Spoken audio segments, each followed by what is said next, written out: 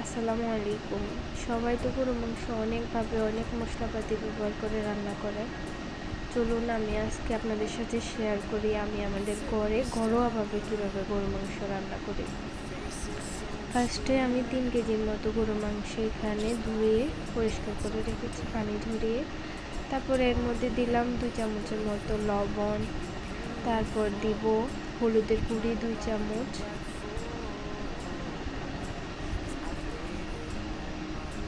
তারপরে মরিচের গুঁড়া দিব 1.5 চামচের মতো। এরপরে আমি ধনে গুঁড়া দিব 1 চামচের মতো, তারপরে জিরা গুঁড়া 2 চামচ, তারপরে গরম মশলা দিব 2 চামচ পরিমাণে। আপনারা আপনাদের টেস্ট অনুযায়ী দিতে পারেন।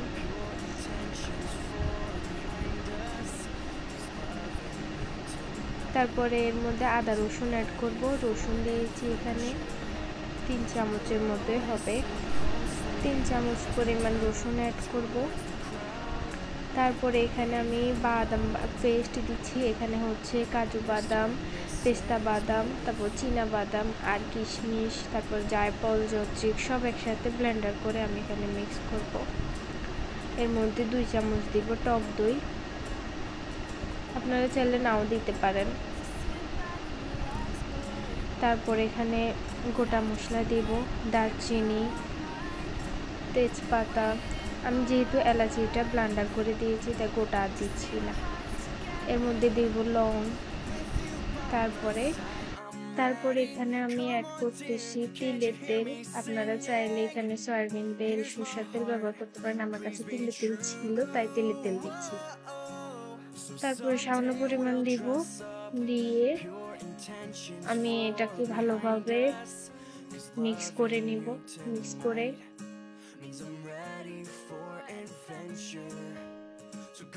এটা ভালোভাবে মিক্স করে নিব।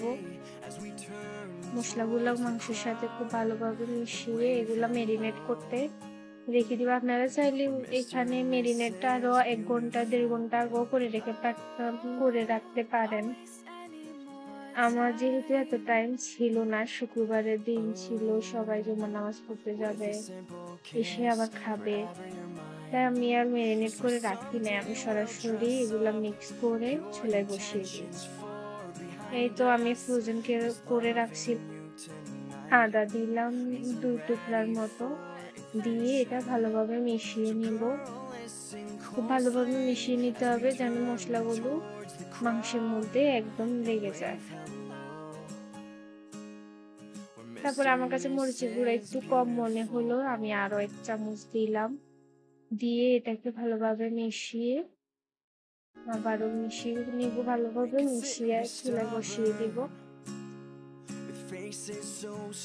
এই তো মাংসটা আমি চুলায় বসিয়ে দিলাম। এরপরে চুলাতে আস্তে করে জাল করে নেব।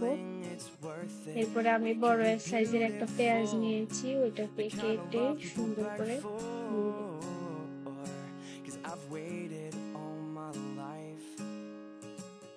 এই পেঁয়াজগুলো দেখতে এত সুন্দর।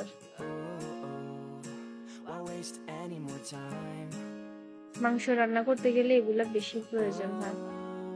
এই তো আমার এগুলো কুচি করা শেষ। এখন মাংসরে একটু কষিয়ে নিয়ে তারপর পেঁয়াজটা দিয়ে দিব।